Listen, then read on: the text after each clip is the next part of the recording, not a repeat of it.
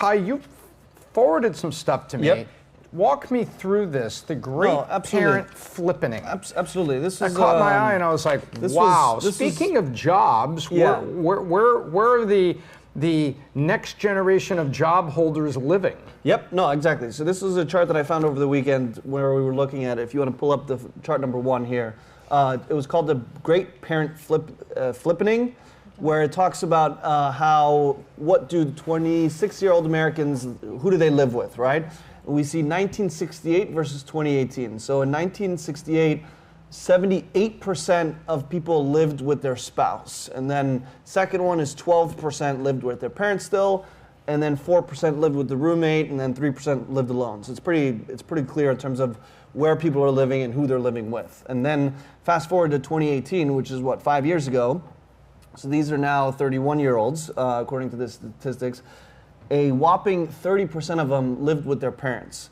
And then the next one is 24% live with their spouse, and then you have a partner and roommate and some other stuff like that. So I think that aspect is definitely very interesting to see, because it just goes to show how things have changed to such a significant level, where now more and more people are A, living at home, or B, a lot less are living with the spouse. So in terms of this, all we can see here is just obviously that you have this huge cohort of people who are now still living at home as opposed to moving on. Now, I think there's a couple different reasons for this. A big one would obviously be in terms of education, that now people are pursuing higher education, they're in school longer. My sister, she is now 27. She just graduated med school, so she's just getting started and stuff like that. So then you delay. Dr. Lode. Yes. You delay buying a house or moving out with someone and stuff like that. So that's definitely a big one. And then obviously the other one, which is the elephant in the room and has been for some years now, is just pricing of homes. It's very hard now to be a first-time buyer, to get kind of priced into the market and be able to participate as opposed to just living at home.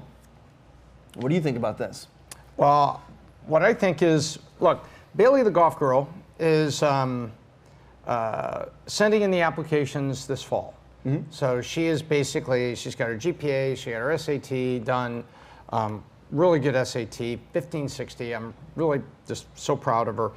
And so she's putting all this in, and she is actively talking to her friends that are starting their senior year of high school, and they're all going to be, in the month of August and September, sending in those applications. And she's hearing everybody saying the same thing.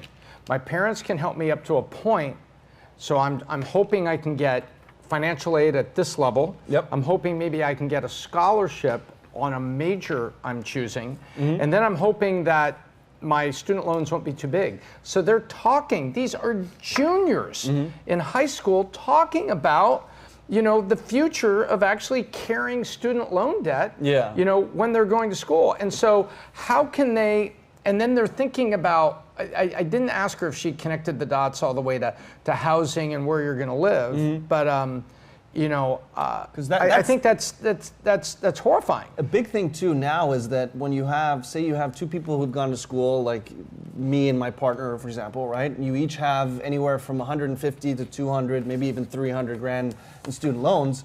That's you're both bringing basically the equivalent of a mortgage to the table to then on top of that try to afford a mortgage. So it just makes it very challenging to get that debt cleared out of the way, to then be able to go out and have a down payment and put that in a house and keep that going on that end.